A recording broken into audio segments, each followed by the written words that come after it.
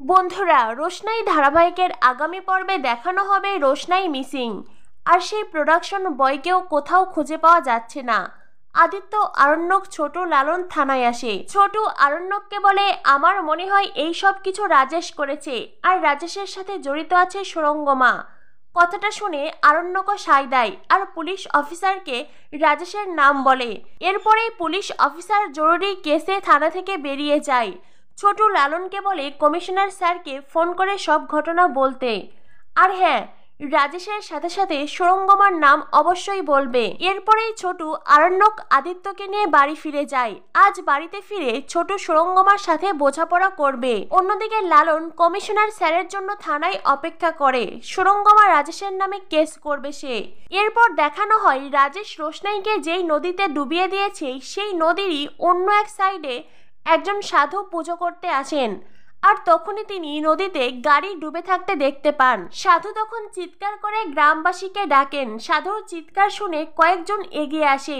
সাধু বলে, ওই দেখো, দূরে একটি গাড়ি ডুবে আছে, না জানি ওর ভিতরে কোনো মানুষ আছে কিনা। তুমি একটা কাজ করো, তুমি গিয়ে গ্রাম পঞ্চায়েতকে খবর দাও, আর তুমি গিয়ে কয়েকজন লোক ডেকে নিয়ে এসো। আর তুমি যাও, গিয়ে দেখো গাড়িতে কোনো মানুষ আছে কিনা। এরপরেই একজন লোক গাড়ির কাছে এগিয়ে যায়, গাড়িতে কেউ আটকা পড়ে আছে কিনা সেটা দেখতে। পুরো গাড়ি ডুবে থাকায় লোকটি কাউকেই দেখতে পায় না। এরপরে গ্রামবাসী আস্তে আস্তে সেখানে জড়ো হয়। গাড়ি তোলা হয়, আর গাড়ি একটুখানি জল থেকে তুলতেই ছেলেটি চিৎকার করে বলে, সাধু বাবা, এখানে একজন মেয়ে আছে। এটা শুনে সাধু বাবা বলেন, তাড়াতাড়ি মেয়েটিকে এখানে নিয়ে এসো। এরপরে গাড়ি শুদ্ধ রোশনাইকে নদীর পাড়ে নিয়ে আসা হয়। সবাই ধরাধরি করে রোশনাইকে নিচে নামায়। রোশনাইকে দেখে প্রাথমিক অবস্থায় সবাই ধরে নেয় রোশনাই হয়তো আর বেঁচে নেই, সে মরে গেছে। সকলে আফসোস করতে থাকে। সাধু বাবা বলেন, না জানি কোন মায়ের সন্তান, তার এই করুণ পরিণতি হলো।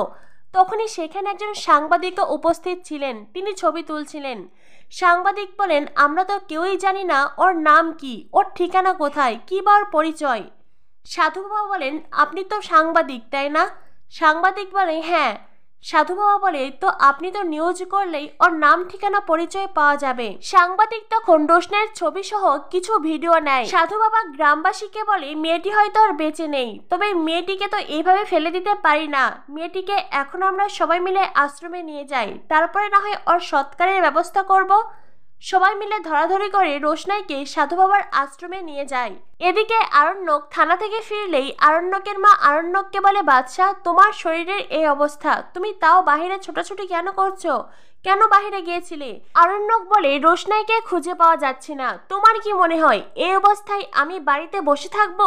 আমাকে তো যেতেই হতো। আরণ্যকের বাবা বলেন, কেন, তোমাকে কেন যেতে হবে? ছোট তো আছে, ছোট তো ওই মেয়ের কেয়ারটেকার, তাই না? ছোটই ওই মেয়েকে খুঁজবে। আদিত্য বলে, যেই যাক না কেন, আরণ্যককে যেতেই হবে। কথাটা শুনেই আরণ্যকের বাবা আদিত্যের দিকে তেড়ে যায়। আরণ্যকের বাবা আদিত্যকে বলে, তুমি তুমি এখানে কেন এসেছো? নাকি অযাচিতভাবে যেখানে সেখানে যাওয়ার অভ্যেস আছে তোমার? আমি তো তোমাকে আমার বাড়িতে ইনভাইট করিনি। আদিত্য বলে, আপনার বাড়িতে আপনার মুখ দেখতে আসতে কোনো ইচ্ছেও নেই আমার। আমি এখানে এসেছি জরুরি কাজে। আদিত্যর কথা শুনে আরণ্যকের বাবা চুপসে যায়। ছোট আদিত্যকে বলে, আদিত্য, প্লিজ শান্ত হও, এখন এইসব কথা বলার সময় নয়, আমাদের অনেক কাজ আছে। তোমরা সবাই এখানে উপস্থিত আছো, আর সুরঙ্গমা ম্যাডাম, আপনিও এখানেই আছেন দেখছি।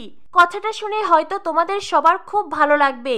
আমরা কেউ জানি না রোশনাই কোথায়। রোশনাইকে খুঁজে পাওয়া যাচ্ছে না। রোশনাইকে খুঁজে পেতে অনেক পরিশ্রম করতে হতে পারে। সুরঙ্গমা বলে, তুমি আমার সাথে এইভাবে কথা বলবে না, আমি কিন্তু কোনো অসম্মান সহ্য করব না। গরিমা বলে, তো ছোট, তোমাদের রোশনাই অর্ধেক শুটিং রেখে কোথায় গেছে? জাহ্নবী বলে, আরে গরিমা, বুঝতে পারছো না কোথায় গেছে? হয়তোবা আবার অন্য কাউকে ফাঁসিয়ে মুরগি বানাতে গেছে। এটাই তোর স্বভাব। ও প্রথমে আরণ্যককে চেয়েছিল, সেটা তো পায়নি। এরপরে মুম্বাই গিয়ে আদিত্য কাপুরের সাথে লিভিং করেছে, আর এখন হয়তো আবার অন্য কাউকে ফাঁসাতে গেছে। এই ধরনের মেয়ে হয় ক্যারেক্টারলেস, এদের এটাই স্বভাব। এরা একজনকে ছেড়ে অন্যজনকে ধরে। জাহ্নবী সবসময় রোশনাইয়ের ক্যারেক্টার নিয়ে কথা বলে, সেটা সত্য হোক বা মিথ্যা হোক, সবসময় রোশনাইকে দুশ্চরিত্র প্রমাণ করতে চায়। কিন্তু আরণ্যক এইবার আর জাহ্নবীর কথা সহ্য করে না। আরণ্যক চিৎকার করে ওঠে। আরণ্যক বলে, মেম সাহেব, খবরদার নয়, রোশনাইকে অসম্মান করে একটাও কথা বলবে না। তুমি রোশনাই সম্পর্কে এই ধরনের কথা বলার আগে ভাবো তুমি নিজে কি। তুমি যে রোশনাইর সম্পর্কে এমন খারাপ খারাপ কথা বলছো, একবারও কি ভেবে দেখেছো আমরা তোমার সম্পর্কে কি ভাবি? এটা শুনে রাজা বলে, বাদশাহ তুই এইভাবে জাহ্নবীর সাথে কথা বলতে পারিস না, ভুলে যাস না সে তোর বৌদি হয়। আরণ্যক বলে, আমি কার সাথে কখন কিভাবে কথা বলবো সেটা তোর কাছ থেকে শিখবো না।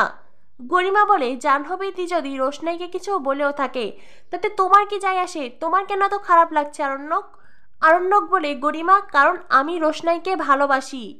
আরণ্যকের মুখে এই কথা শুনে গরিমার মাথায় যেন আকাশ ভেঙে পড়ে, তার পায়ের তলা থেকে মাটি সরে যায়।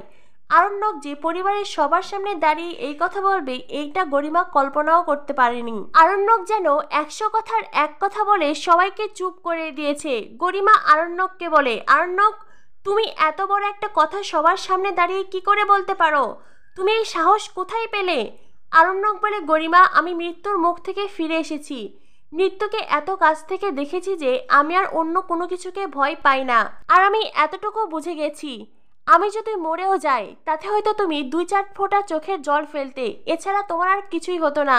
তুমি আবারও নতুন করে নিজের জীবন শুরু করতে। আমি না থাকলে যদি কারো জীবন শেষ হয়ে যায় সে হলো রোশনাই। রোশনাইয়ের পুরো লাইফ হয়তো বরবাদ হয়ে যেত। আরণ্যকের মা বলে, বাদশাহ তুমি এটা কি বলছো? তোমার জন্য তোমার মা বাবা কি একটুও চিন্তা করে না? তোমার কাছে তোমার মা বাবার কি কোনো মূল্য নেই?